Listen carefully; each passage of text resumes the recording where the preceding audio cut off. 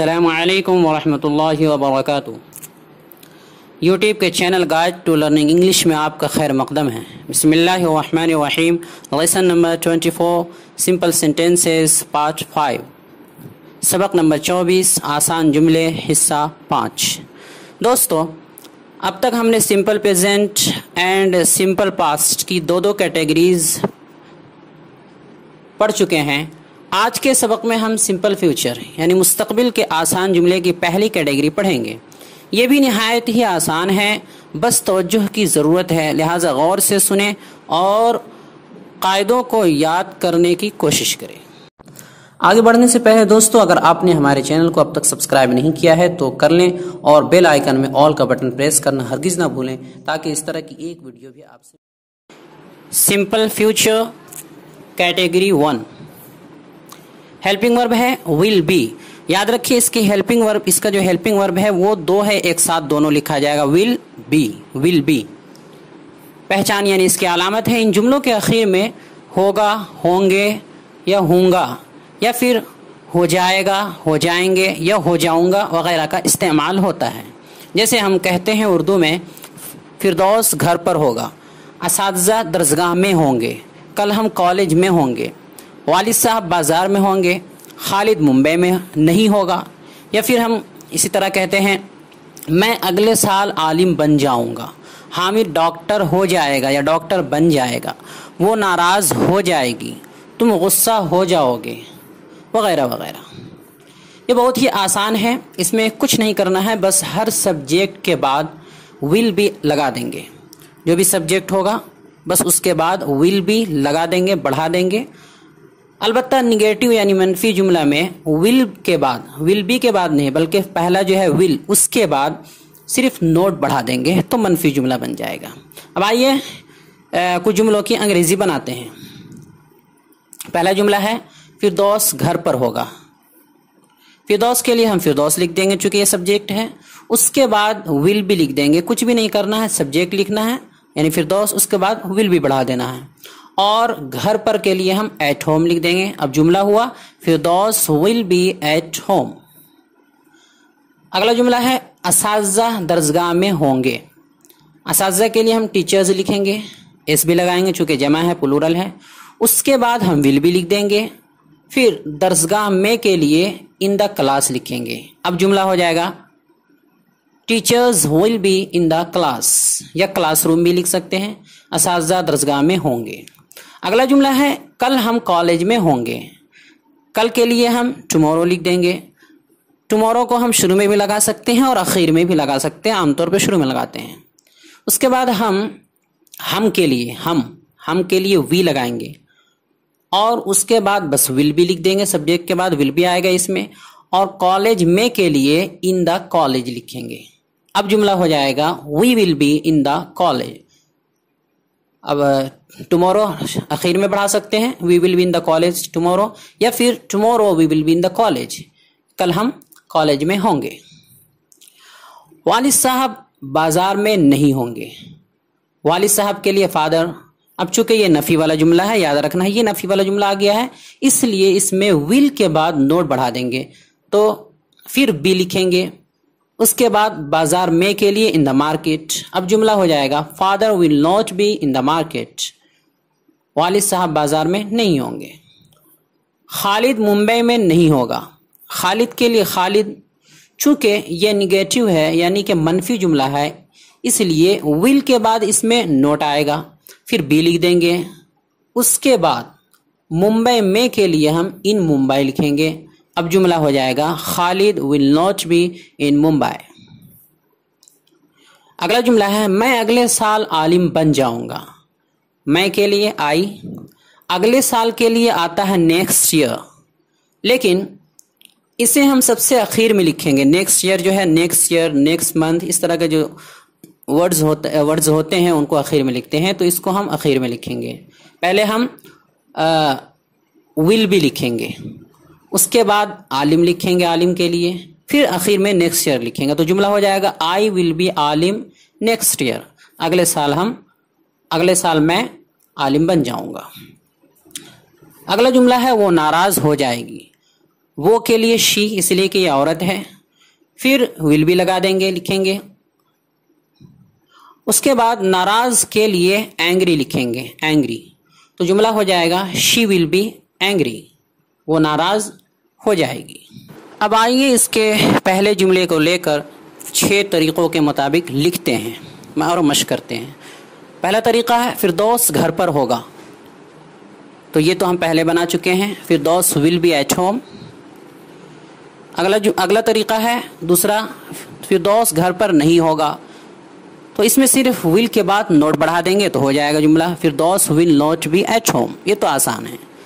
अगला है यानी जो तीसरा तरीका है वो है क्या फिरदौस घर पर होगा। इसमें तो देने की ज़रूरत है क्योंकि ये सवालिया जुमला है, यानी क्वेश्चन वाला है, और इसके शुरू में ही हेल्पिंग वर्ब लगता है, जैसे कि हमने पहले कई मरतबा बताया है। तो अब मसला ये है कि यहाँ इसमें 2 वर्ड्स हैं, यानी 2 हेल्पिंग वर्ब है, विल और बी। तो क्या करना है, तो याद रखे जहाँ कहीं भी, ये कायदा याद रखे कि जहाँ कहीं भी हेल्पिंग वर्ब 2 हो वहाँ शुरू में यानी सवालिया जुमला में सिर्फ पहला वाला ही लगेगा, दूसरा वाला सब्जेक्ट के बाद आएगा। तो हम यहाँ पहले विल लिखेंगे, फिर सब्जेक्ट यानी फिरदौस लिखेंगे, उसके बाद बी लिख देंगे, फिर एट होम लिखेंगे यानी घर में के लिए एट होम। अब जुमला हुआ will Firdaus be at home, will Firdaus be at home, क्या फिरदौस घर पर होगा। अगला यानी जो चौथा तरीका है वो है क्या फिरदौस घर पर नहीं होगा। इसमें भी हम सबसे पहले विल लिखेंगे जैसे कि पिछले जुमला में लिखा, फिर सब्जेक्ट यानी फिरदौस लिखेंगे। अब चूंकि ये मनफी वाला जुमला है यानी नफी है इसमें, तो लिहाजा सब्जेक्ट के बाद फौरन नोट लिखेंगे, सब्जेक्ट के बाद फौरन नोट लिख देंगे। फिर पहले की तरह हम बी लिख देंगे, उसके बाद एट होम। तो जुमला हो जाएगा will Firdaus not be at home, क्या फिरदौस घर पर नहीं होगा। अगला तरीका यानी जो 5वां तरीका है वो है फिरदौस घर पर कब होगा, फिरदौस घर पर कब होगा। अब तक आपने इस 5वें जुमले को तीसरे जुमले के शुरू में WH फैमिली यानी WH वर्ड में से कोई वर्ड लगाकर बनाना सीखा है। अब हम डायरेक्ट बनाएंगे, यानी जो पहले हमने बनाया था, जो तरीका बताया था वो तो है ही, अब हम डायरेक्ट बनाएंगे। याद रहे ऐसे जुमलों में हम सबसे पहले यानी डायरेक्ट कैसे बनाते हैं किसी जुमला को जो WH फैमिली वाला होता है, तो याद रहे ऐसे जुमलों में हम सबसे पहले जो WH वर्ड्स होते हैं यानी उर्दू में क्या, कब, कौन, कहाँ, क्यों वगैरह जैसे जो वर्ड्स होते हैं उनका तर्जमा करते हैं सबसे पहले। तो इस जुमला में है कब, तो उसकी अंग्रेजी आएगी व्हेन। फिर आपको याद होगा कि हम WH फैमिली के बाद हमने बताया था कि हमेशा हेल्पिंग वर्ब आता है, तो यहाँ व्हेन के बाद हम लिख देंगे विल, सिर्फ पहला वाला हेल्पिंग वर्ब लिखेंगे, चूंकि यहाँ 2 है सिर्फ पहला वाला लिखेंगे, हमेशा ऐसा ही होता है, शुरू में पहला ही लिखते हैं। तो पहला वाला लिख देंगे विल, बी नहीं लिखेंगे, उसको वही बाद में लिखेंगे सब्जेक्ट के बाद। उसके बाद हम लिखेंगे विल के बाद हम लिख देंगे सब्जेक्ट यानी फिरदौस, फिर बचा हुआ जो दूसरा हेल्पिंग वर्ब है यानी बी उसे लिख देंगे, उसके बाद एट होम लिख देंगे। तो अब जुमला हो जाएगा when will Firdaus be at home, यानी फिरदौस घर पर कब होगा। अब अगला यानी जो 6ठा तरीका है, जो आखिरी जुमला है वो है फिरदौस घर पर कब नहीं होगा। ये बिल्कुल आसान है, इसे भी पिछले जुमले की तरह ही हम बनाएंगे। शुरू में कब के लिए व्हेन लिख देंगे, फिर विल लिख देंगे और उसके बाद सब्जेक्ट लिख देंगे। अब चूंकि ये नफी वाला जुमला है इसलिए सब्जेक्ट के बाद इसमें बस नोट बढ़ा देंगे, तो जुमला हो जाएगा इस तरह, जुमला हो जाएगा when will Firdaus not be at home, Firdaus कब घर पर नहीं होगा। तो बस आज के लिए इतना ही काफी। आज के सवालात, सवाल नंबर 1, पहला सवाल है कि नीचे दिए गए जुमलों की अंग्रेजी बनाइए। जो कुछ उर्दू जुमले दिए जा रहे हैं उनकी अंग्रेजी बनाइए। जुमला है जैद मस्जिद में होगा, तुम कल कहाँ होगे, मैं मदरसे में हूँगा या मैं मदरसे में रहूँगा, तलबा कमरे में होंगे, अगले साल हम सब मदीने में होंगे, अगले साल हम सब मदीने में होंगे इंशाअल्लाह, वो पागल हो जाएगा, आप कल घर पर क्यों नहीं होंगे, आप कल घर पर क्यों नहीं होंगे, हम परसों ऑफिस में होंगे, वो खुश हो जाएगी। तुम अगले महीने इंजीनियर हो जाओगे या इंजीनियर बन जाओगे। सवाल नंबर 2, दूसरा सवाल जो है, अपनी तरफ से आज के सबक यानी कैटेगरी 1 के 5 जुमले लिख कर लाइए। आगे सेंटेंसेस एंड फ्रेजेस यानी जुमले और फ़िक्रे दिए जा रहे हैं। जुमला है डोंट शाउट, डोंट शाउट, चिल्लाओ मत। हैबिट, हैबिट, ये लो। किसी ने कुछ मांगा या देना हो कुछ तो ऐसे कह सकते हैं, हैबिट, ये लो। थैंक गॉड, खुदा का शुक्र है। टू गुड, टू गुड, बहुत अच्छा। वेरी बैड, बहुत बुरा। व्हाट्स दैट, व्हाट्स दैट, वो क्या है। आई एम ओके, मैं ठीक ठाक हूँ। कॉन्ग्रेचुलेशन, कॉन्ग्रेचुलेशन, बहुत बहुत मुबारक हो।